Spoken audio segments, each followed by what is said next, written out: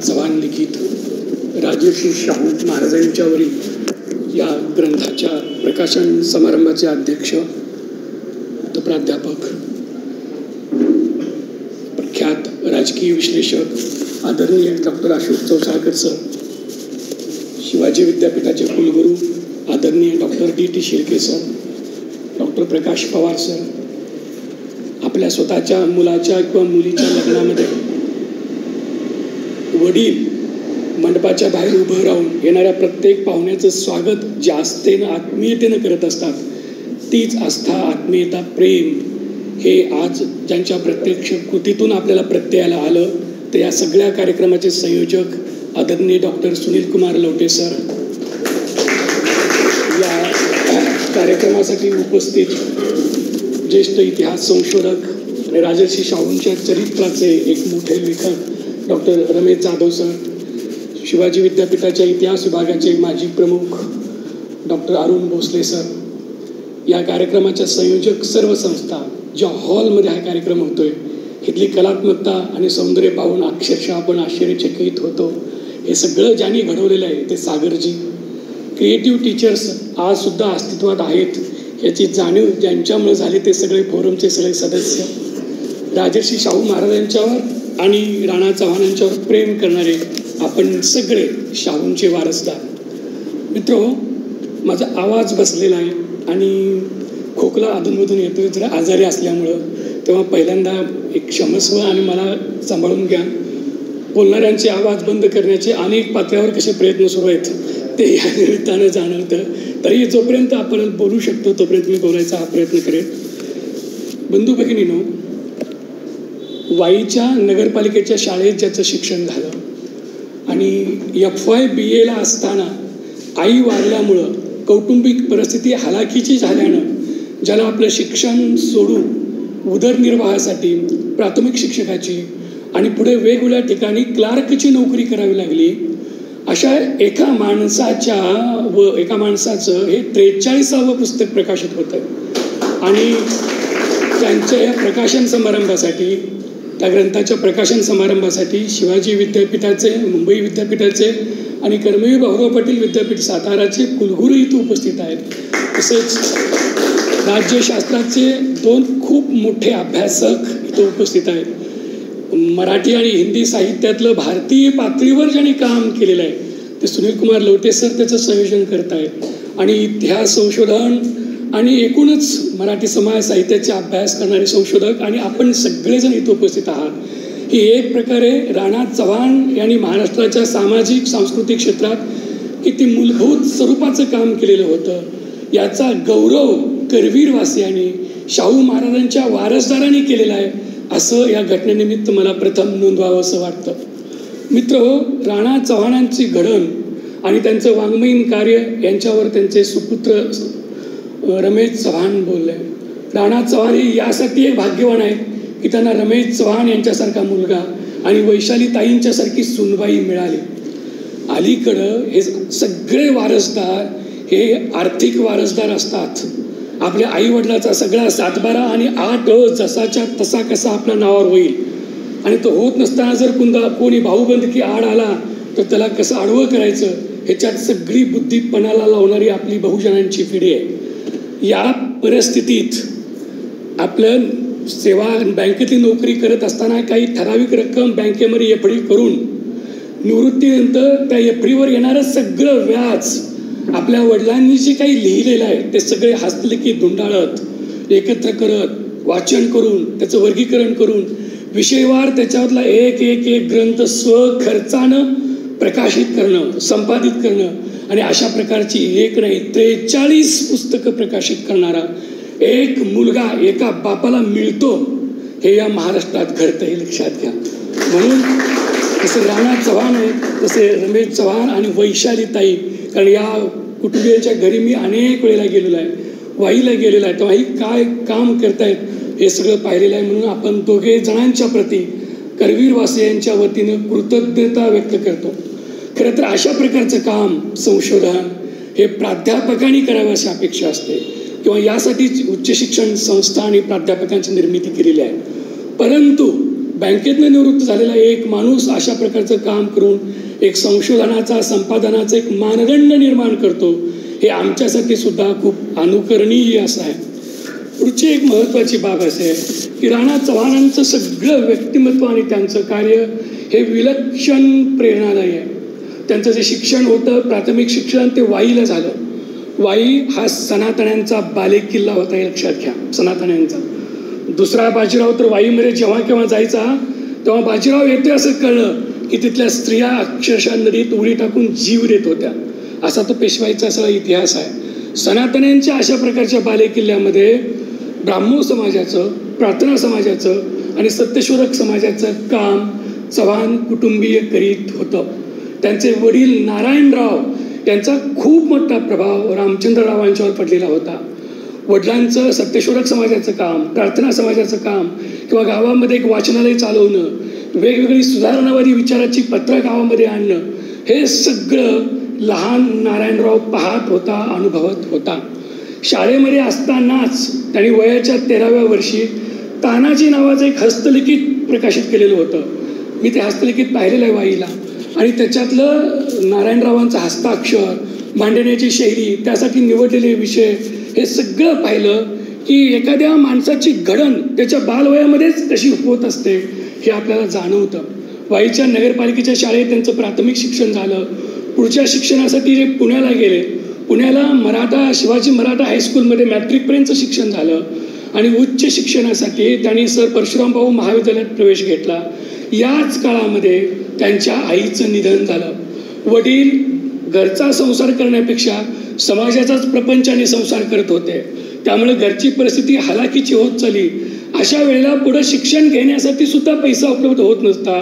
म्हणून शिक्षण थांबवून नारायणरावांनी पुणे नगरपालिकेमध्ये प्राथमिक शिक्षकाची नोकरी पत्करली.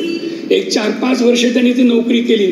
त्याच्यानंतर नाशिकला एक क्लार्कची नोकरी त्यांना मिळाली, तिथे ती नोकरी केली. त्याच्यानंतर ठाणे, अंबरनाथ या ठिकाणी नोकऱ्या केल्या. जवळजवळ 12 वर्ष त्यांनी फिरस्त्या स्वरूपात एक क्लार्कची नोकरी केलेली होती. त्याच्यानंतर जिल्हा परिषदांच्या स्थापना झाल्या आणि काही पंचायत समित्यांमध्ये सिनियर क्लार्क म्हणून त्यांनी नोकरी केली होती. अगदी निवृत्त होईपर्यंत एक क्लार्क किंवा त्यांना मिळणारी प्रमोशन अशा प्रकारच्या फिरस्त्याच्या नोकऱ्या करत होते ते. 1960 साली त्यांच्या वडिलांचंही निधन झालं. घराची सगळी जबाबदारी राणा चव्हाणांच्यावर पडली. 3 मुलं, 3 मुली, पत्नी, असा सगळा एक मोठा संसार त्यांना सांभाळायची वेळ आलेली होती. त्यावेळेला त्यांना पगार होता फक्त 125 रुपये. 125 रुपयात एवढा सगळा घराचा संसार चालवणं, फिरणारी असणारी नोकरी, हे सगळं करत असताना तो माणूस महाराष्ट्राच्या सगळ्या 150-200 वर्षाच्या सामाजिक इतिहासाचा धांडोळा घेत होता.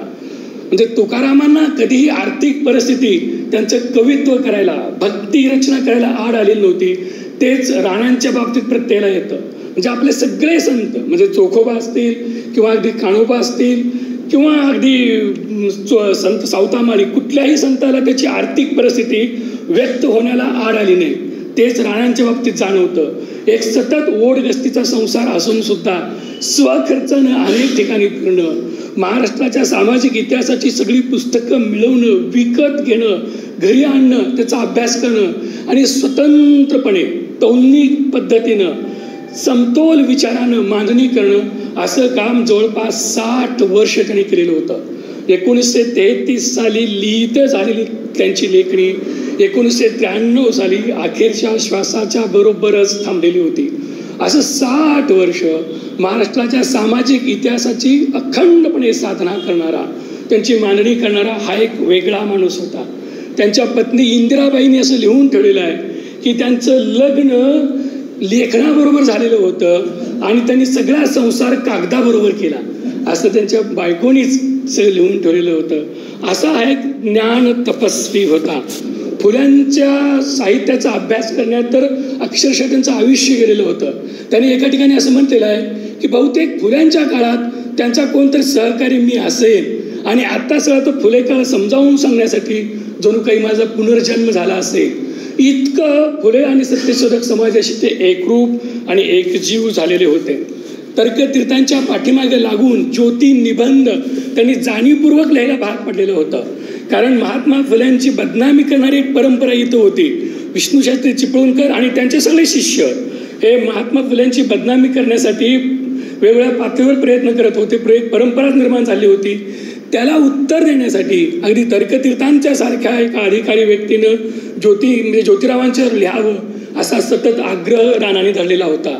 बहुजन समाजाचा इतिहास सुद्धा लिहिण्याचा त्याने प्रयत्न केला आणि तर्कतीर्थांचं सहाय्य त्याच्यासाठी घेतलेलं होतं.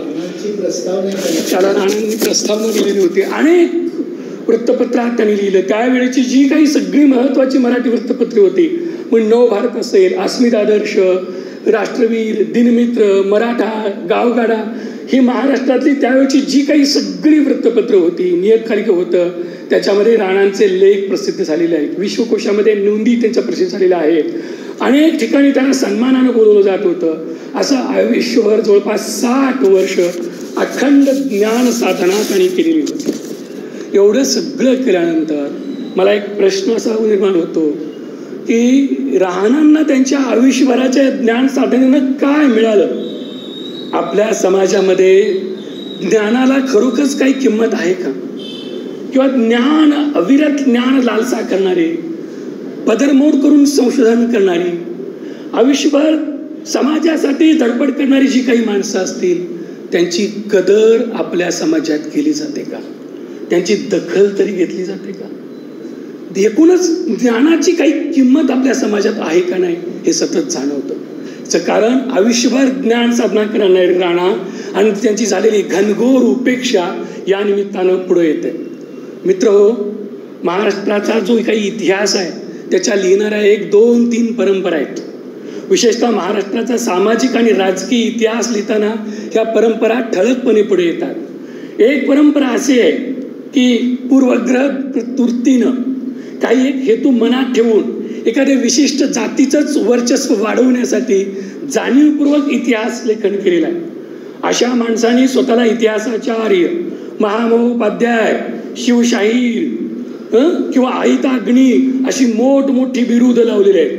पण त्यांच्या इतिहासामधले जो काही पूर्वग्रह दूषितपणा आहे किंवा विशिष्ट जातीचं वर्चस्व वाढवण्याचा जो छुपा अजेंडा आहे तो सतत पुढे येत राहतो. या माणसांना किती प्रतिष्ठा, मान सन्मान मिळाला तेही आपण जाणतो. त्यांचं काही लेखन हे मूलभूत स्वरूपाचं आहे, परंतु ही जी एक छुपी अजेंडा असणारी प्रवृत्ती आहे ती सतत लेखनात त्यांच्या पाझरताना दिसते. आणि दुसरीकडे राणा चव्हाणांच्या सारखा एक तटस्थपणे या सगळ्या संशोधनाकडे पाहणारा माणूस आहे. राणाने इतिहासाकडे पाहत असताना एक व्यापक दृष्टिकोन पाहिलेला होता. आपल्याकडे समाजाचा किंवा इतिहासाचा अभ्यास करताना 2 पद्धतीनं पाहण्याची प्रवृत्ती दिसते. एक तर काळं बाजू किंवा पांढरी बाजू. म्हणजे समाजात जणू काही 2च रंग शिल्लक आहेत, काळा किंवा पांढरा. असं कधी नसतं. काळा पांढरा याच्या पलीकडे जाऊन बहुरंगी, अनेक रंगी असा समाज असतो. समाजातलं जे वास्तव आहे ते अतिशय गुंतागुंतीचं, व्यामिश्र स्वरूपाचं असतं. माणसामाणसातले संबंध, त्याचं गहिरेपण, त्याचे अनेक पदर हे राणा सतत समजून घेताना दिसतात. त्यामुळं त्यांच्या सगळ्या लेखनात, मांडणात किंवा अगदी एका अक्षरात सुद्धा कुठंही एकारलेपण जाणवत नाही. समतोलपणा, व्यापकपणे मराठी माणूस, मराठी समाज, मराठी संस्कृती, महाराष्ट्रातली प्रबोधन चळवळ, या सगळ्या प्रबोधन चळवळीतले करते धरते महापुरुष, इथल्या अनेक जाती जमाती मुळातनं समजून घेणं, या सगळ्यांना जोडणारे दुवे शोधणं, कुठेही परस्पर विग्रह होणार नाही, कुठेही समाजामध्ये दुही पडणार नाही, ह्याची सतत काटेकोरपणे काळजी घेणं, अशा प्रकारचं लेखन राणा चव्हाण करताना आपल्याला आढळून येतात. म्हणजे समाज जोडणारा हा माणूस होता. हे कधी करू शकतो? ज्या वेळेला अशा व्यक्तीच्या ठाई एक खोलवर समाजाविषयी आस्था आहे, प्रेम आहे, किंवा बुद्धासारखं करुणाक्षम संवेदनशील मन आहे, असा माणूसच समाजाला जोडणारा विचार करू शकतो. आज समाज तोडणारे जागोजाग पदोपदी आपल्याला दिसतात. इतिहासापासून ते आपल्याला दिसतात. सतत तोडणारं, विद्वेष पसरवणारं मांडायचं. अशा काळात राणांचं साहित्य आणि सगळं लेखन हे जोडण्यासाठी उपयुक्त पडतं. प्रबोधन चळवळीचा, महाराष्ट्रातल्या जाती चळवळींचा किंवा सामाजिक इतिहासाचा राणाने जो अन्वयार्थ लावलेला आहे किंवा जे उलगडून दाखवलेलं आहे ते सतत सगळ्यांना जोडणार आहे. म्हणजे आपण सगळेजण एकत्र येऊया असं विचार मांडणार आहे. महापुरुषांच्यात सुद्धा मतभेद होते, त्यांची कार्यपद्धती वेगळी असेल, नाही असं नाही, पण मतभेदच दाखवायचे, भेदच पुढे आणायचे आणि एकारलेपणे मान्य करत समाजात कसं दुभंगलं पण राहिलं पाहिजे हे राणांना अजिबात मान्य नव्हतं. आणि म्हणून त्यांनी जे मतभेद होते ते सुद्धा सौम्य पातळीवर दाखवले आणि त्यांना जोडणारे दिवे कोठले होते आणि सगळी माणसं परस्परांना सहाय्य करत कसं पुढे येत होती हे दाखवायचा प्रयत्न केलेला आपल्याला आढळून येतो. त्यांचं हे प्रस्तुत जे पुस्तक आहे राजर्षी शाहू महाराजांच्यावरलं, ते त्यांच्या एकूण विचारालाच पुढे नेणार आहे. राणांची एकूण जवळपास 43 पुस्तकं प्रसिद्ध आहेत आणि आतापर्यंत 13,000हून अधिक पृष्ठांचा मजकूर रमेश चव्हाणांनी प्रसिद्ध केलेला आहे. अजूनही अनेक पुस्तकं होऊ शकेल असं हस्तलिखित राणांचं उपलब्ध आहे. या सगळ्यातनं 19व्या आणि 20व्या शतकाच्या इतिहासाचा एक मोठा दस्तऐवज रमेश चव्हाणांनी अभ्यासकांसाठी उपलब्ध करून दिलेला आहे.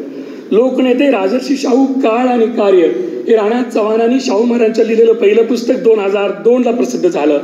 राजर्षी शाहू यांची विचारधारा हे 2013ला प्रसिद्ध झालं आणि आता हे पुस्तक प्रसिद्ध होत आहे. या पुस्तकाला डॉक्टर प्रकाश पवार सरांची अत्यंत अभ्यासपूर्ण अशी प्रस्तावना आहे. या प्रस्तावनेमध्ये त्यांनी राणा चव्हाणांनी राजर्षी शाहूंचा जो अन्वयार्थ लावलेला आहे त्याचं सिद्धांतन करायचा प्रयत्न केलेला आहे. या पुस्तकाला त्यांनी राजर्षींचं वैचारिक चरित्र असं अत्यंत यथार्थ शब्दात संबोधलेलं आहे.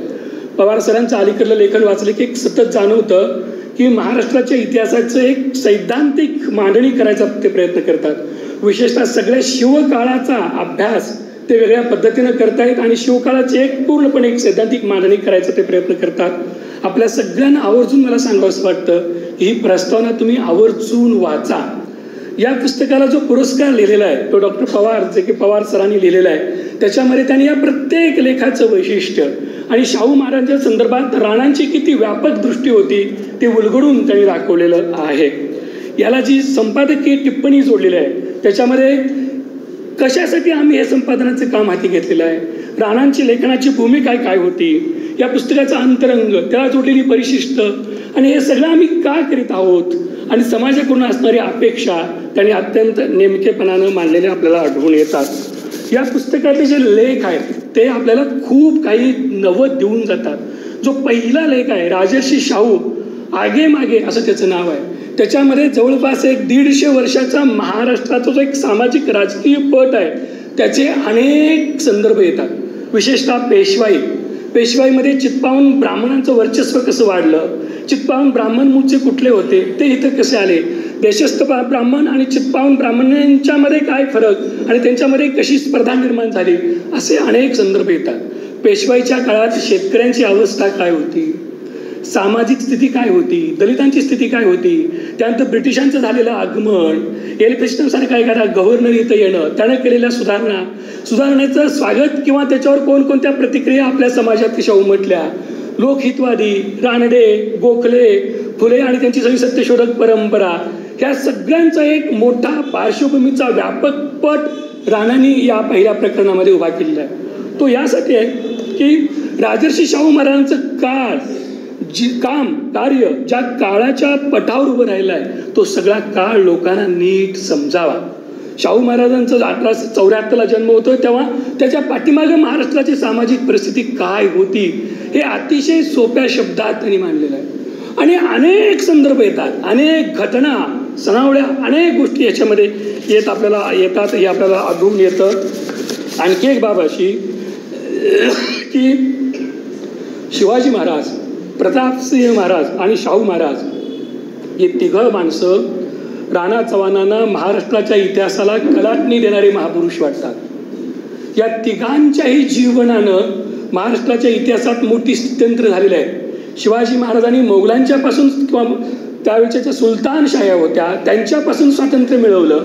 प्रतापसिंह महाराज आणि शाहू महाराजांनी धार्मिक स्वातंत्र्य मिळवलं आणि एक व्यापक स्वातंत्र्याची संकल्पना या तिघांनी महाराष्ट्राला दिली असा राणांनी त्यांचा एक अर्थ लावलेला आपल्याला आढळून येतो. शाहू महाराजांचं सामाजिक तत्वज्ञान आणि आचारसंहिता हा एक खूप महत्त्वाचा याच्यातला लेख आहे. त्याच्यामध्ये शाहू काळातली सगळी परिस्थिती, शाहू महाराजांचे दत्तक वडील जे होते शिवाजी चौथे त्यांचा इथल्या दिवाण बर्वे यांनी केलेला छळ, ब्रिटिश सरकारनं केलेला छळ, त्यांचा झालेला मृत्यू, बर्वे प्रकरणात बर्व्यांच्या विरोधात टिळक आणि आगरकरांनी केसरीमध्ये लेखन केलं, त्यामुळं त्यांच्यावर खटला भरला गेला, त्यांना शिक्षा झाली, डोंगरीच्या तुरुंगात ते होते. तेव्हा तिथून बाहेर आल्यानंतर फुले आणि त्यांच्या सगळ्या सत्यशोधक सहकाऱ्यांनी टिळक आगरकरांचा केलेला जाहीर सत्कार, यानंतर गोपाळकृष्ण गोखले आणि न्यायमूर्ती रानडे यांनी बहुजन समाजाच्या शिक्षण प्रसारासाठी लावलेला हातभार, विशेषतः गंगाराम भाऊ म्हस्के यांचं नाव आपण बहुजन समाजानं खूप आदरपूर्वक लक्षात ठेवलं पाहिजे. त्यांनी त्या काळामध्ये डेक्कन मराठा एज्युकेशन असोसिएशन स्थापन केली होती आणि बहुजन समाजाच्या शिक्षण घेणाऱ्या मुलांना अनेक स्कॉलरशिप्स, शिष्यवृत्त्या, हजारो रुपयाच्या त्या काळामध्ये शिष्यवृत्त्या त्यांनी दिलेल्या होत्या. या संस्था स्थापन करण्यासाठी रानडे गोखले यांनी केलेली मदत, या संस्थेच्या तिसऱ्या वार्षिक समारंभाचं अध्यक्षस्थान खुद्द शाहू महाराजांनी स्वीकारलेलं होतं. असे अनेक पैलू राणा चव्हाणांनी या पुस्तकात उलगडलेले आहेत. रानडे आणि गोखल्यांच्या संदर्भात राणांचा आदरभाव, शाहू महाराजांचा आदरभाव त्यांनी मानलेला आहे. शाहू महाराजांनी एके ठिकाणी असं म्हटलेलं होतं की गोखले आणि रानडे यांनी बहुजनांच्या शिक्षण प्रसारासाठी जी आस्था दाखवली ती वाचून मला बहुजनांच्या शिक्षण प्रसारासाठी काम करावं असं वाटलं. जे लक्षात घ्या, आपल्याला एक सतत काही घटक असं सांगतात की राजर्षी शाहू महाराज ब्राह्मणांचे विरोधक होते किंवा पुढं तर त्यांना अगदी म्हणजे शाहू महाराजांच्या मृत्यूनंतर काही घटकांनी पेढे वाटलेले होते, हा एक इतिहास आहे. किंवा त्यांच्या विरोधात ब्राह्मणवाद्यांनी खूप मोठं हत्यार उपसलेलं होतं. हे एकदा सगळं जे एकांगी खोटं चित्रण केलं जातं त्याला छेद द्यायचा असेल तर राणा चव्हाणांच्या सारख्या लोकांनी केलेलं लेखन किंवा इतिहासाच्या पानोपाठी आढळणारे खरेखुरे संदर्भ आपण अभ्यासले पाहिजेत. गोखले, रानडे किंवा त्यावेळच्या ज्या काही इतर संस्था होत्या त्यांना शाहू महाराजांनी केलेलं सहाय्य केलं की आपण थक्क होतो. लोकमान्य टिळकांनी स्थापन केलेली जी संस्था होती, फर्ग्युसन कॉलेजच्या संस्थेच्या वतीनं निघालं Deccan Maratha association, Deccan education society, तिनं 1895 साली फर्ग्युसन कॉलेज सुरू केलं. डेक्कन एज्युकेशन सोसायटीला शाहू महाराजांनी त्यावेळेला 60,000 रुपयांची देणगी दिलेली होती, असा राणा चव्हाणांनी उल्लेख केला आहे. 1895 साली 60,000 रुपयांची देणगी. त्यांच्या त्या दातृत्वातून फर्ग्युसन कॉलेज उभं राहिलं. आज सुद्धा फर्ग्युसन कॉलेज आहे. शाहू महाराजांनी त्यांच्या आयुष्यामध्ये ज्या काही पुढे देणग्या दिल्या त्यामध्ये बहुजन समाजातल्या कुठल्याही संस्थेला इतकी देणगी दिलेली नव्हती. इतकी मोठी देणगी फर्ग्युसन कॉलेज स्थापन करण्यासाठी दिलेली होती. त्याचं आजचं मूल्य काय असेल कल्पना करा. मी ती शोध घ्यायचा प्रयत्न केला पण ते मला मिळालं नाही. 1895ला 60,000 रुपये म्हणजे आजचे कोट्यावधी रुपये होऊ शकतील, कोट्यावधी रुपये. इतकी मोठी देणगी त्यांनी दिलेली होती. हे कधीही आपल्यापुढे इथे येत नाही. दुसरी एक गोष्ट अशी की त्यावेळेला त्यांनी दुसरी एक संस्था कोल्हापुरामध्ये अनेक संस्था उभं केल्या. त्यासाठी स्वतंत्र निधी त्यांनी काढलेले होते. जवळपास 25 निधी त्यांनी तयार करून दिलेले होते. वसतिगृह सोडून त्या 25 जे निधी उभा केले होते त्याची एक मोठी यादीच राणा चव्हाणांनी या पुस्तकामध्ये दिलेली आहे. कुठल्या धर्मादाय निधीसाठी किती रक्कम द्यायची, धर्मादाय संस्थेसाठी, ते सगळं त्यांनी दिलेलं आहे. अशा प्रकारचं त्यावेळेला हजारो रुपये लोककल्याणासाठी स्वतंत्रपणे रक्कमा काढून त्याच्यावर खर्च करायचा त्यांनी प्रयत्न केलेला होता. याशिवाय वसतिगृहांच्यासाठी स्वतंत्र निधी दिलेला आहे. वसतिगृहांची कायमस्वरूपीची सोय करण्यासाठी त्यांना जमिनी आणि देवळांची वतनं लावून दिलेली होती. प्रिन्स शिवाजी मराठा बोर्डिंग आणि हे शाहू बोर्डिंग आणि मागासवर्गीयांसाठी काढलेलं हॉस्टेल, मिस क्लार्क हॉस्टेल, यांचा खर्च खास दरबारकडून, सरकारकडून केला जात होता. कारण हे दुर्बल घटकांच्यासाठी आणि त्यांच्या उन्नतीसाठी थेट दरबारकडून त्यांना सगळ्या रकमा दिल्या जात होत्या.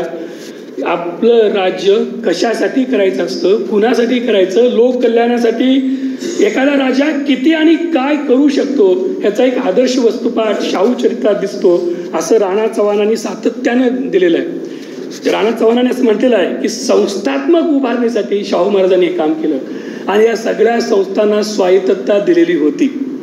या संस्थांच्या कुठल्याही कारभारात महाराजांनी हस्तक्षेप केलेला नव्हता. न की ती संस्था मोडून काढण्याचा, या स्वायत्त संस्था मोडून काढण्याचा काही त्यांनी प्रयत्न केलेला नव्हता. म्हणजे आजच्या काळात शाहू चरित्र काय शिकवतं किंवा काय भान देतं हे पाहायचं असेल तर महाराजांनी या संस्थात्मक उभारणी कशी केली आणि त्यांना स्वायत्तता देऊन एक समाज उभा कसा करायचा प्रयत्न केला, ह्याचे अनेक आयाम राणांनी या पुस्तकामध्ये दाखवून दिलेले आपल्याला आढळून येतात. मराठा ही संज्ञा शाहू महाराजांनी अत्यंत व्यापकपणे वापरलेली होती आणि तिचा एक मोठा आशय राणा चव्हाण इथं उलगडून दाखवतात. शाहू महाराजांनी अनेक ठिकाणी भाषणं करताना असं म्हटलेलं आहे की मला स्वतःला शेतकरी म्हणून घ्यायला आवडतं, मजूर गडी म्हणून घ्यायला आवडतं किंवा मराठा म्हणून घ्यायला सुद्धा मला आवडतं असं ते म्हणतात. मराठा म्हणवत असताना त्यांना जाती ही संज्ञा अभिप्रेत नव्हती.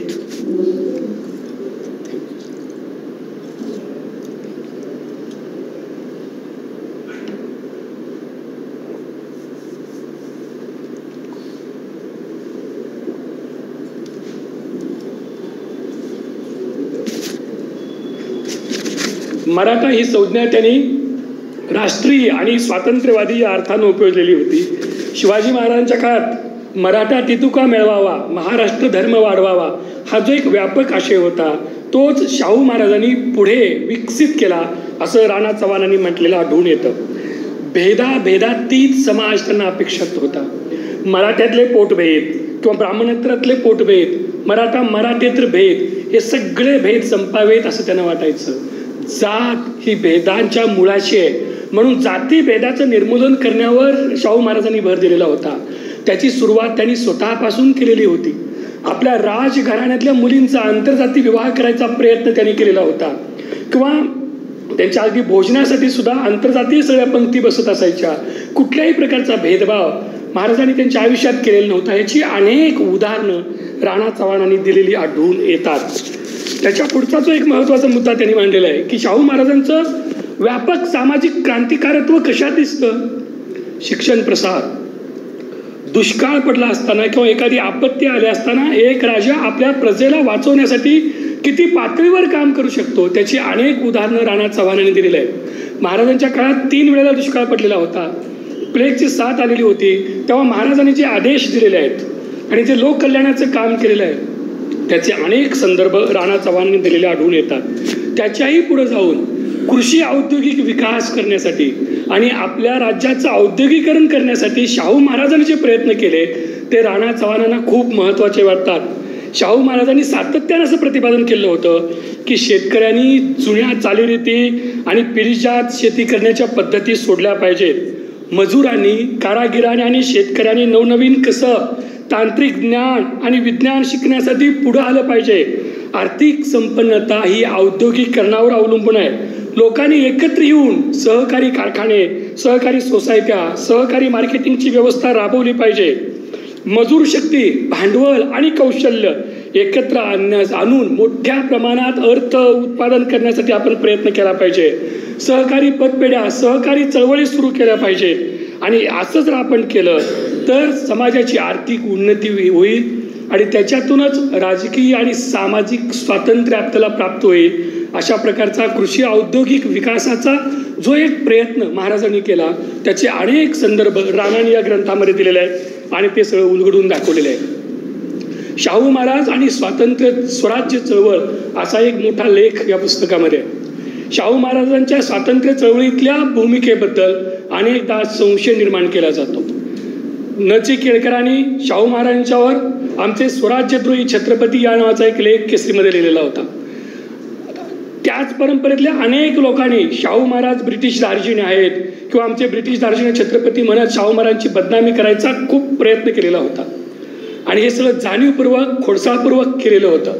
शाहू महाराजांचं आणि स्वातंत्र्य चळवळीचे कशी संबंध होते हे राणांनी या लेखामध्ये दाखवून दिलेले आहे. त्यातल्या एका वेगळ्या पैलूवर राणांनी प्रकाश पाडलेला आढळून येतो. या लेखामध्ये विशेषतः कोल्हापूर आणि पुणे ह्या दोघांचा जो झगडा आहे ते त्याच्यातला जो एक मुद्दा आहे तो वाचण्यासारखा अगदी आवर्जून आहे. स्वराज्याचा अतिशय व्यापक अर्थ शाहू महाराज आणि त्यांची सगळी चळवळ लावत होती. महाराजांनीच असं म्हटलेलं होतं की जोपर्यंत हिंदुस्थान जाती बंधनात निगडीत राहील तोपर्यंत स्वराज्यापासून मिळणारे फायदे हे सर्वसामान्य माणसांना मिळणार नाहीत. जाती व्यवस्था ही स्वराज्यासाठी अपायकारक आहे असं महाराजांचं मत होतं. जोपर्यंत आमच्यामध्ये जाती जातीतील मतभेद आणि मत्सर जिवंत आहे तोपर्यंत आम्ही आपापसात झगडत राहणार आणि आमच्या हितबुद्धीस अपाय करून घेणार. स्वराज्यास पात्र करून घेण्यासाठी अनर्थकारक जाती पद्धती झुगारून देणं आवश्यक आहे हे त्यांच्या भाषणातले अनेक अवतरणं अशा स्वरूपाची राणांनी कोट केलेले आहेत. शाहू महाराज आणि त्यांचे सगळे ब्राह्मणेतर चळवळीतले लोक ब्राह्मणांना असं म्हणत होते की तुम्ही जसं राजकीय स्वातंत्र्य मागता, राजकीय हक्क मागता, तसं तुमच्या ताब्यात असलेले किंवा तुम्ही आमचे सगळे दाबून ठेवलेले सामाजिक आणि धार्मिक हक्क आम्हाला द्या.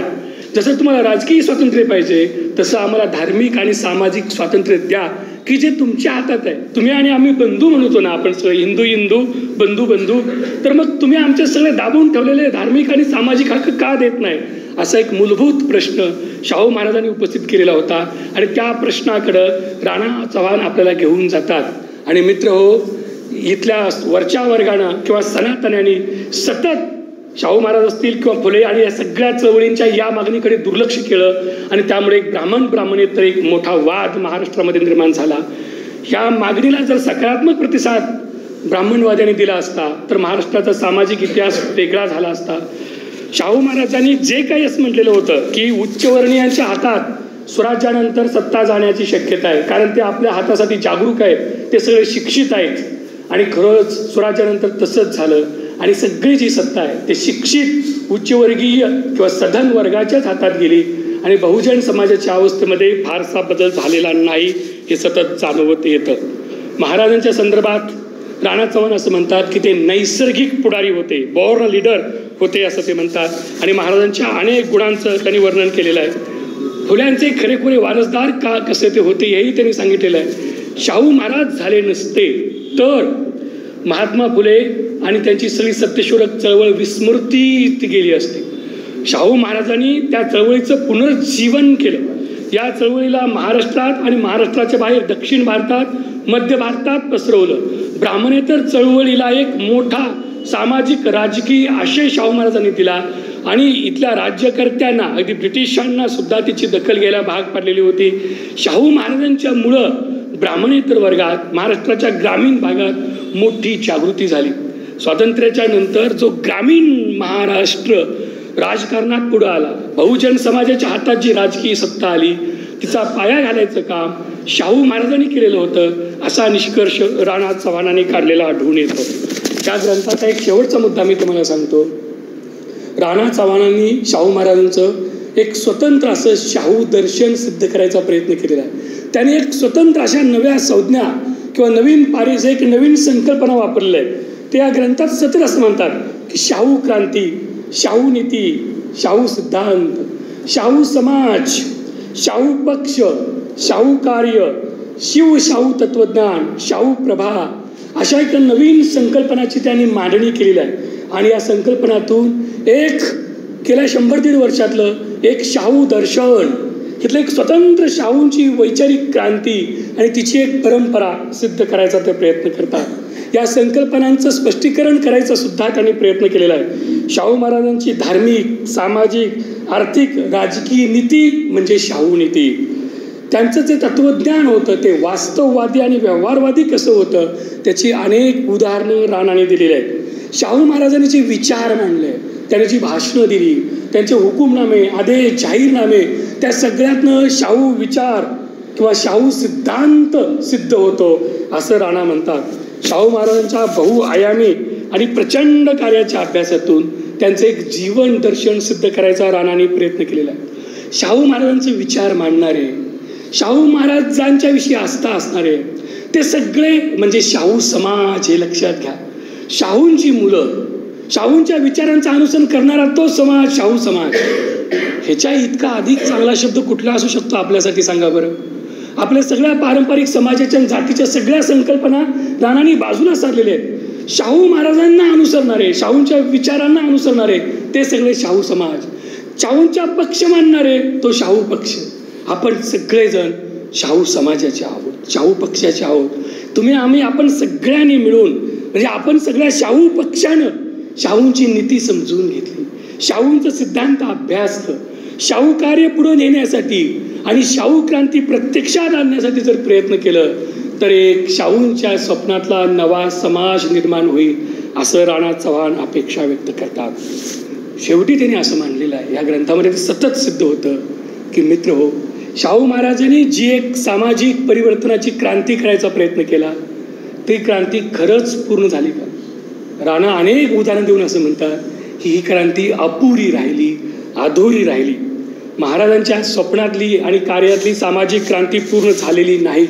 अजूनही दलित सवर्ण एक झालेले नाही. अजूनही गावाच्या मध्यवर्ती गावाच्या बाहेर भीमनगर, साठेनगर, आंबेडकर नगर हा नवा गावगाडा नाही का? अशा अनेक गोष्टी ते दाखवून देतात. ते असं म्हणतात की ज्या समाजानं, ज्या जनतेनं पुढं यावं म्हणून शाहू महाराजांनी आपली राजसत्ता आणि आपलं जीवन पणाला लावलं. ज्यांच्या हातात सत्ता जावी असं महाराजांना वाटत होतं तो बहुजन समाज शाहू महाराजांना विसरलेला आहे. केवळ जय जयकारापुरता त्याला शाहू आठवतो, केवळ स्वार्थापुरता शाहू आठवतो. स्वातंत्र्यानंतर धार्मिक सामाजिक परिवर्तनाची चळवळ मागं पडलेली आहे. प्रबोधन चिकित्सा संपत चाललेली आहे. त्यामुळं शाहू महाराजांची क्रांती अपुरी राहिलेली आहे असं ते म्हणतात. राजर्षींच्या तत्वज्ञानाकडं आणि विचाराकडं बहुजन समाजाने पाठ फिरवलेले आहे आणि यातच बहुजन समाजाचा आत्मघात होणार आहे असा गंभीर इशारा त्यांनी दिलेला आहे. ही आत्महत्या आपली नवी पिढी किंवा तुम्ही आपली सगळे करून घेणार आहोत का असा एक अस्वस्थ करणारा मूलभूत प्रश्न राणा उपस्थित करतात. या प्रश्नाचं उत्तर आपण सगळेजण काय देऊ कृतीतनं आणि विचारातनं त्याच्यावरच खरं आपलं भवितव्य अवलंबून असणार आहे. आणि आजच्या काळात तर तो प्रश्न अत्यंत टोकदारपणे आपल्या अस्तित्वाचाच प्रश्न होऊन उभं राहिलेला आहे. मित्रहो, राणा चव्हाणांचा हा ग्रंथ शाहू महाराजांना समजून घेण्याची एक नवी दृष्टी आपल्याला देतो. शिवकाळापासून आजच्या काळापर्यंतच्या महाराष्ट्रातल्या सामाजिक इतिहासात शाहू महाराजांचं नेमकं स्थान आणि कार्य काय होतं ते अधोरेखित करायचा हा ग्रंथ करतो. अत्यंत सोप्या भाषेमध्ये शाहू महाराजांचे विचार आणि त्यांचं महाराष्ट्राच्या सामाजिक इतिहासातलं स्थान सर्वसामान्य वाचकाला सोप्या भाषेत समजेल अशा पद्धतीने राणा मांडतात. विवेकीपणे, समतोलपणे, कुठेही आवेश नाही, अगदी सोप्या भाषेत समतोल दृष्टीतनं तर्कशुद्ध चिकित्सकपणे समजून सांगणं ही राणांची हातोटी आहे. महाराष्ट्राच्या सामाजिक राजकीय इतिहासाचे अनेक पत्री दर्शन या ग्रंथातून घडतं. वाचकांना महाराष्ट्राच्या इतिहासाच्या आकलनाचं एक विवेकी भान देण्याबरोबरच शाहू विचाराचा जागर अखंड ठेवण्याची जाणही हा ग्रंथ देतो. आपण सगळ्यांनी हा ग्रंथ विकत घ्यावा. शाहू महाराजांच्यावरला हा राणा चव्हाणांचा तिसरा ग्रंथ आहे. ह्या तिन्ही ग्रंथाच्या सलग वाचनातून एक शाहू दर्शन सिद्ध होतं आणि हे पुस्तक वाचत असताना एक सगळा महाराष्ट्र आपल्याला नव्या पद्धतीने कळायला लागतो आणि त्याच्यामध्ये आपण काय आज केलं पाहिजे हे सतत आपल्याला जाणवत राहतं. हेच राणांच्या आणि या ग्रंथाचं यश आहे. मी तुम्हाला सगळ्यांना अशी विनंती करतो की रमेश चव्हाणांनी स्वखर्चानं 43 पुस्तकं काढणं, त्यातलं शाहू महाराजांचा हा ग्रंथ सिद्ध करणं, ह्यासाठी त्यांनी एक सगळं आपल्या आयुष्याची जी पुंजी लावलेली आहे, सगळी खर्ची पाडलेली आहे, त्याच्यातनं आपण कुठंतरी उतराय व्हायचा प्रयत्न म्हणून हा ग्रंथ आपण विकत घेऊया. आदरणीय सरांनी आणि त्यांच्या सगळ्या सहकार्यांनी, लोटे सरांनी त्यांच्या सहकार्यांनी शाहू महाराजांच्या स्मृती शताब्दी वर्षात कोल्हापुरात या ग्रंथाचं प्रकाशन करणं आणि या ग्रंथाच्या प्रकाशनासाठी शिवाजी विद्यापीठाच्या कुलगुरूंनी इथे उपस्थित असणं, राज्यशास्त्रातले एक अत्यंत नामांकित असे व्यासंगी प्राध्यापकांच्या हस्ते हा ग्रंथ प्रकाशित होणं, हे राणांच्या या सगळ्या लेखन कार्याला केलेला एक मोठा शाहूपुत्रांनी केलेला एक मोठा सन्मान आहे, एक मोठा गौरव आहे असं मला वाटतं. आपण सगळेजण इथं आलात आणि या ग्रंथाचं प्रकाशन केलं, तुम्ही सगळेजण उपस्थित राहिलात त्याबद्दल सगळ्यांच्या प्रती कृतज्ञता व्यक्त करतो. धन्यवाद.